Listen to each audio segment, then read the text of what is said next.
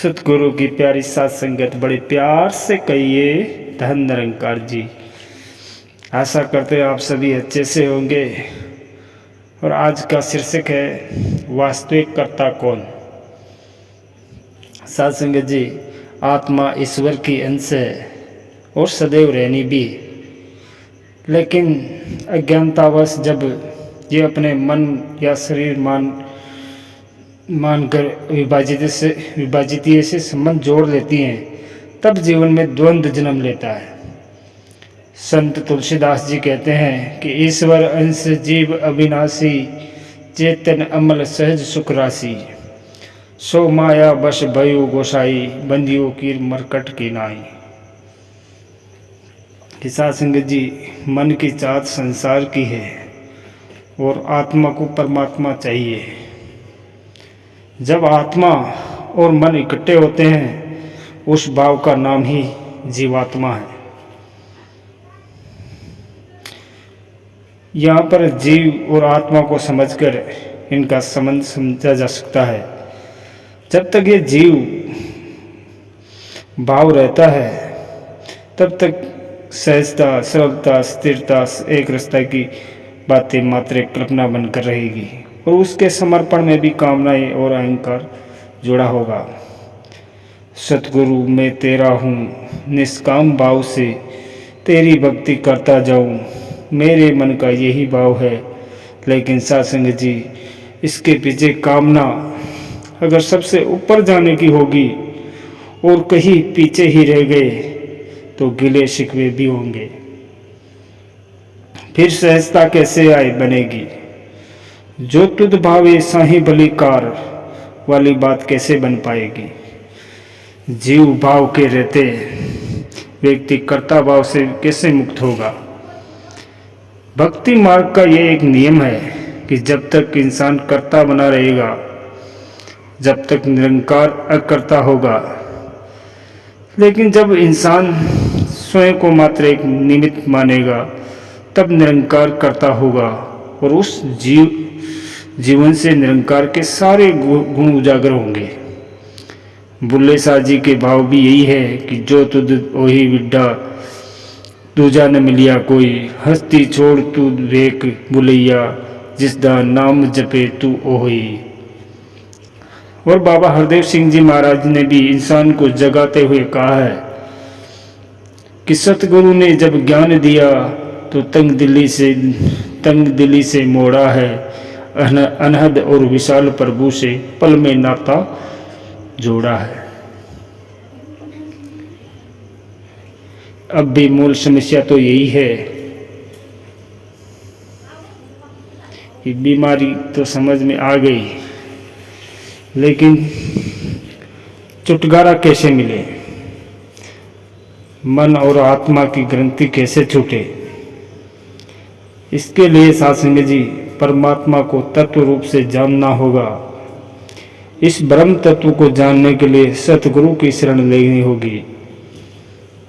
हम प्रकृति के किसी भी तत्व को देखें, जैसे कि पानी तत्व को ले, जिसका मूल स्रोत सागर है, लेकिन इसके अलावा अनेक स्रोत है, जैसे कि नदी, झील, झरना या हमारे घरों में बर्तन, घड़े। और सागर का भेद तब समाप्त होगा जब इसी आधार पर हर एक नाम और रूप में बसने वाले ब्रह्म तत्व को देखेंगे।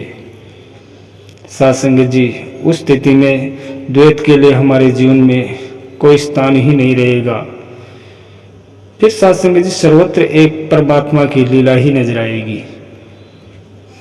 फिर कौन काला, कौन गोरा, कौन पंजाबी, कौन सिंधी, कौन मराठा, कौन अमीर, कौन गरीब, कौन मूर्ख, कौन विद्वान, कौन फिर ऐसी द्वैत वाली भावनाएं जो नफरत को जन्म देती हैं, इनमें से किसी का भी जीवन में स्थान नहीं रहेगा। सत्संग जी, ये अवस्था तब बनेगी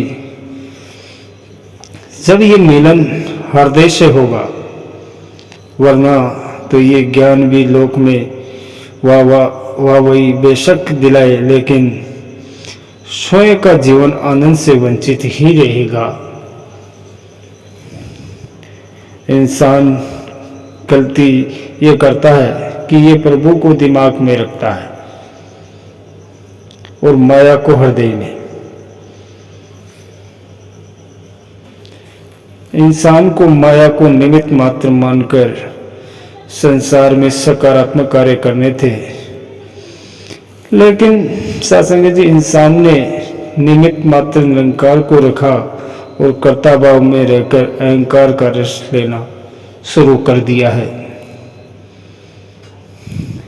इंसान ने प्रभु से एकत्व होने का लक्ष्य बनाया था और इसके लिए भौतिक समर्थाओं की सीढ़ी बनाना था, लेकिन इंसान ने निरंकार को सीढ़ी बना लिया और भौतिक समर्थाओं की प्राप्ति के लिए इसने ज्ञान को भी खुद के जीवन को उत्सव बनाने के लिए नहीं, लोगों की वाहवाही पाने का साधन बना लिया।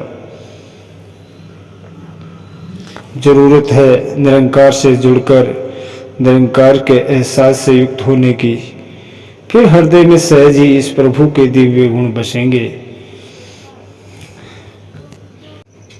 सत्संग जी दातार सभी पर कृपा करे कि हर पल जब इस निरंकार को याद रखकर कोई कार्य करे, चाहे कैसे भी हालात हो जीवन के हो, तो जब इस निरंकार को हाजिर नाजिर देखेंगे तो उस कार्य में कोई दिक्कत ही नहीं होगी। और जब सोचेंगे कि सब गलत है, फिर हमारी सोच में, हमारे दिल में भी नकारात्मकता बस जाएगी, जो हमको भी परेशान करेगी और घर वालों को भी परेशान करेगी। सत्संग जी आगे हम जिससे बात करेंगे सिर्फ और सिर्फ नकारात्मक बात ही करेंगे, नुकसानदेह बात ही करेंगे। हमने हर समय सिर्फ निरंकार को याद रखना है ताकि हम भी एक अच्छा जीवन जीते चले जाए और जीवन खत्म होने के बाद भी इस आत्मा को पता हो कि इसने इस निरंकार में ही लीन होना है। सत्संग जी बड़े प्यार से कहना जी, धन निरंकार जी।